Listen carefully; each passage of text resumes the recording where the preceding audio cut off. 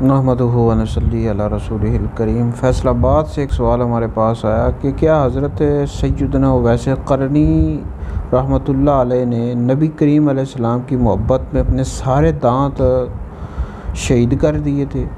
इस तरह का कोई वाक़या मौजूद है या नहीं। तो इस हवाले से जी मेरा फतवा मौजूद है। फतवा इंशाल्लाह सोशल मीडिया पर, व्हाट्सएप पर, दीगर जगहों पर शेयर कर दूँगा। भाई ये झूठा किस्सा है, ये मौजू है, मनगढ़ंत है। इस तरह की कोई भी रिवायत मौजूद नहीं है। तारीख़ुल ख़मीस जिल्द नंबर 1 में मौजूद है कि जंग उहद में नबी करीम अलैहिस्सलाम के सामने वाला जो दांत है उसका एक छोटा सा किनारा शहीद हुआ।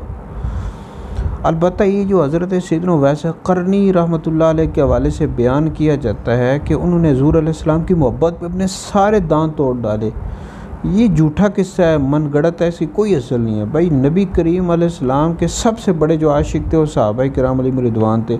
हज़रत सैयदना अबू बकर सिद्दीक़, हज़रत उमर, हज़रत उस्मान, हज़रत अली और दीगर सहाबा, उनसे इस तरह की कोई बात साबित नहीं है।